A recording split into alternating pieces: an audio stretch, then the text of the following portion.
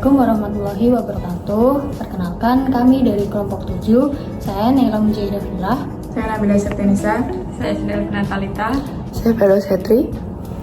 Di sini kami akan mendemonstrasikan hasil proyek akhir kami, yaitu kami membuat jemuran otomatis dengan 2 sensor, yaitu sensor raindrop atau sensor hujan dan juga sensor LDR atau cahaya. Jadi sederhananya, jemuran akan otomatis keluar ketika sensor LDR mendeteksi cahaya terang dan ketika tidak ada hujan. Lalu ketika raindrop mendeteksi ada hujan, maka jemuran akan otomatis masuk. Selain itu, ketika cahaya gelap atau malam hari, jemuran juga akan otomatis masuk. Untuk selanjutnya akan dijelaskan oleh rekan saya.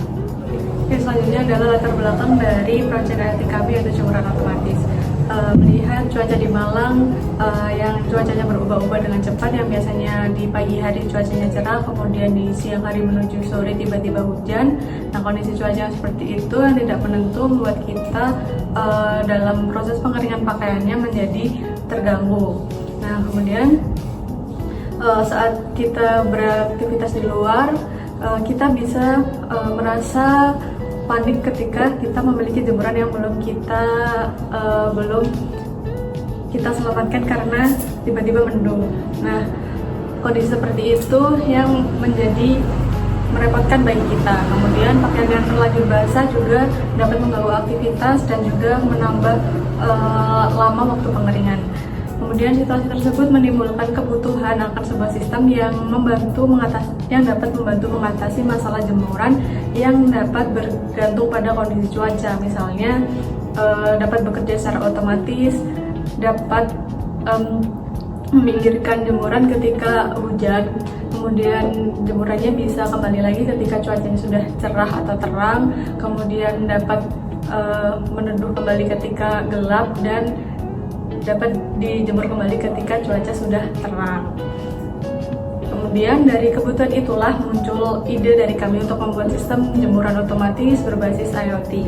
Sistem ini dirancang untuk dapat mendeteksi hujan, cahaya matahari, dan intensitas terang dan juga gelap. Dengan fitur otomatis yang dapat diatur dari Telegram dan dapat dikontrol melalui jarak jauh, sistem ini diharapkan dapat mampu untuk mempermudah aktivitas sehari-hari dan menjadi solusi praktis untuk menghadapi pola cuaca yang tidak menentu di Malang.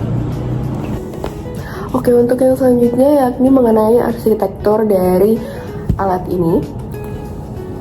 Yang pertama ada layer pertama, yaitu hardware interface, di mana layer ini tuh fungsinya sebagai penghubung antara microcontroller dan juga komponen fisik kayak sensornya dan juga aktuatornya. Lalu untuk layer kedua yakni network configuration, di mana di layer ini pengaturan awal jaringan seperti SSID dan juga password wifi-nya. Nah, soalnya kalau nggak ada konfigurasi yang tepat, itu jaringannya tidak akan stabil.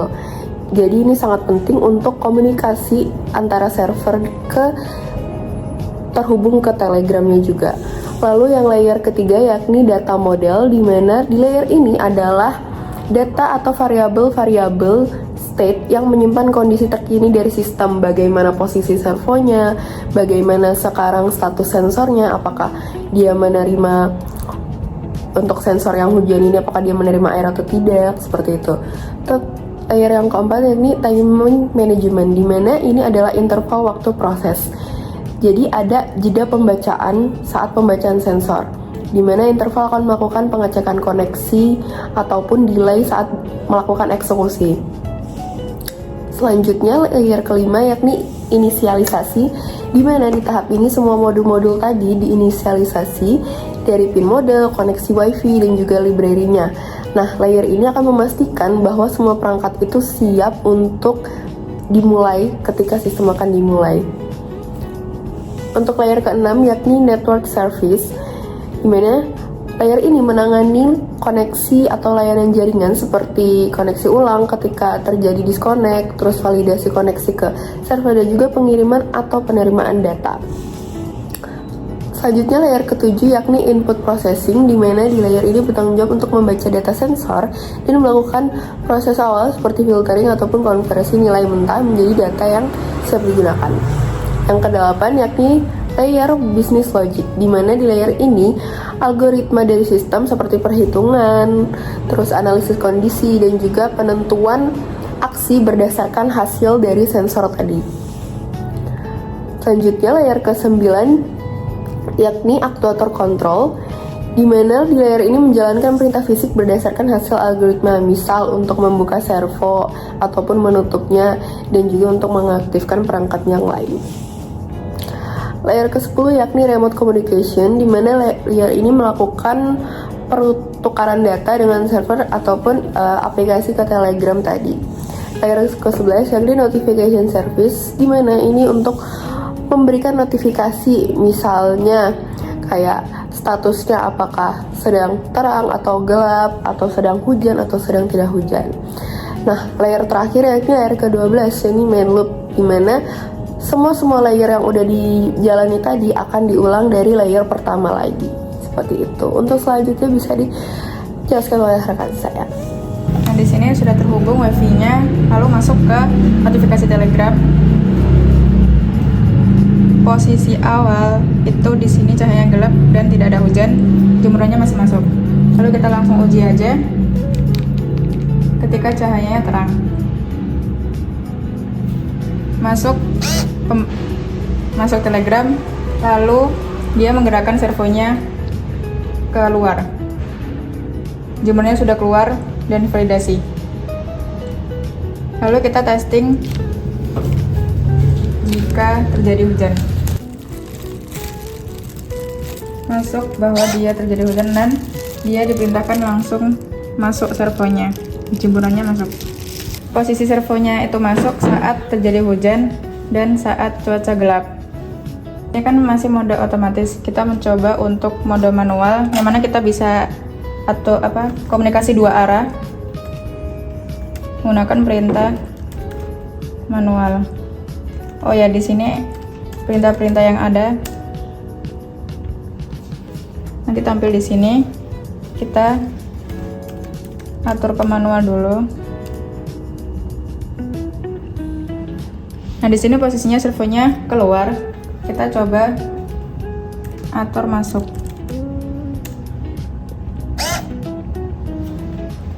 Udah divalidasi dan masuk notifikasinya di Telegram. Terus kita ingin jemurannya keluar.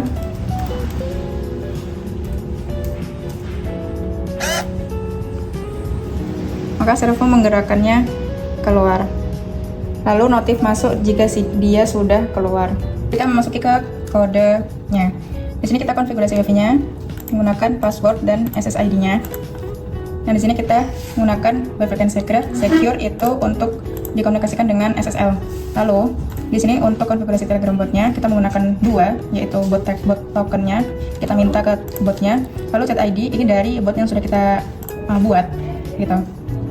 Lalu di sini ada definisi servonya. Kalau untuk definisi dari pinnya, kalau servo itu 25, ini sensor hujannya, sensor LDR-nya.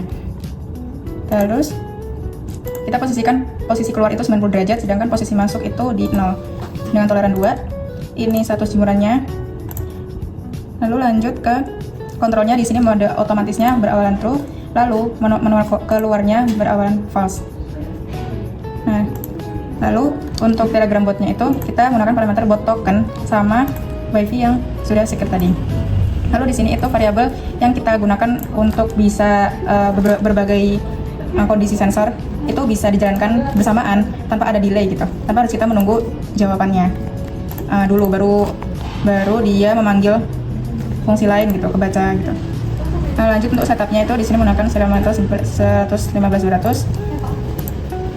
Lalu lanjut ini konfigurasi inputnya itu dari sensor, dua sensor ini. Lalu kita connect wifi di sini. Lalu sudah connect wifi, nanti dia mengirimkan notifikasi ke Telegram berupa ini. Nah, lanjut ke loopnya. Itu kita memanggil connect wifi, lalu update servo positionnya. Lalu di sini membaca posisinya, posisi sensor cahayanya. Ini disimpan di variabel cahaya. Kalau hujan disimpan di hujan. Lalu di sini jika ada perubahan sensornya, jika dia ada perubahan dari yang awal kelas cahaya tuh, nanti dia ngirimin notifikasi ke telegramnya gitu. Terus disimpan ke hujan dan cahaya. Kelas cahaya dan kelas hujan gitu. Terus ini untuk mode otomatisnya. Kalau hujan dia masuk, kalau di sini kalau cuacanya terang dia keluar jemurannya. Terus kalau ini dia gelap dia masuk gitu. Terus di sini status jemurannya, dia sedang apa gitu. Dia sudah apa, sudah masuk atau sudah keluar, divalidasi di sini. Terus untuk fungsi wifi-nya, ini kita ada ngatur percobaan tuh 20 kali gitu. Di sini ada error statement-nya kalau dia gagal terhubung. Terus ini untuk telegramnya.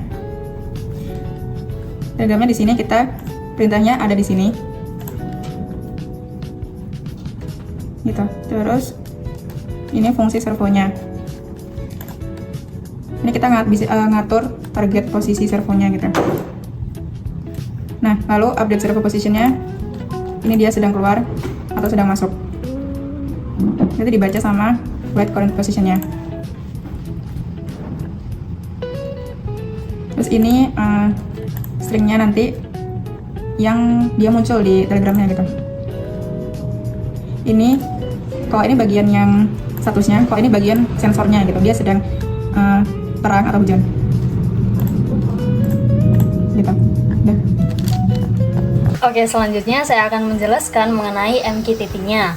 Pada sistem IoT kami, Node-RED digunakan untuk menampilkan status sensor cahaya dan sensor hujan secara real-time melalui dashboard. Terdapat dua flow utama, yaitu sensor cahaya dan juga hujan. Masing-masing flow terdiri dari node input dan juga function serta node output untuk menampilkan status pada dashboard. Oke, yang pertama sensor cahaya. Node ini berfungsi sebagai receiver data dari perangkat IoT. Jadi sensor mengirimkan payload berupa teks terang dan gelap. Node MQTT ini akan mengirimkan payload tersebut ke node berikutnya untuk diproses. Kemudian untuk bagian function ini bertugas mengubah payload dari sensor menjadi teks yang akan ditampilkan pada panel dashboard. Jadi ketika terang maka akan bernilai true dan menampilkan teks terang ke panel. Begitu juga ketika mengirim gelap maka bernilai false dan teks gelap akan ditampilkan. Kemudian ada output LED-nya. Node ini menerima message payload berupa true, maka LED menyala dengan warna kuning, atau false, maka LED mati dengan warna abu-abu. Sedangkan untuk status cahayanya, node ini adalah UI text yang menampilkan teks status terang dan juga gelap. Untuk flow yang kedua, sensor hujan ini kurang lebih sama dengan sensor cahaya, tetapi payload yang diterima berupa teks hujan dan kering. Jadi di function ini, jika sensor mengirim hujan, maka LED dashboard bernilai true dan teks hujan dikirim ke panel. Jika sensor mengirim kering, LED bernilai false dan teks kering akan ditampilkan. Untuk outputnya hanya berbeda di bagian warnanya.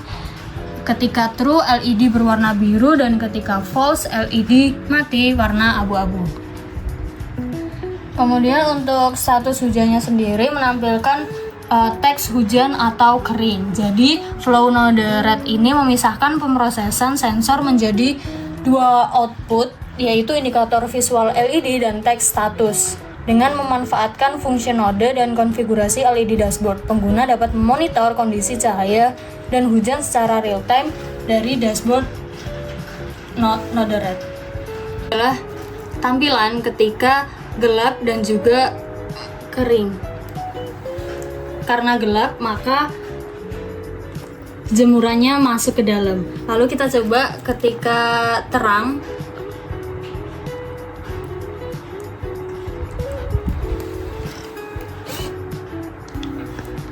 Nah, jemuran akan terbuka dan Node-RED-nya akan menampilkan teks terang serta menyalakan LED kuning. Lalu kita coba ketika hujan.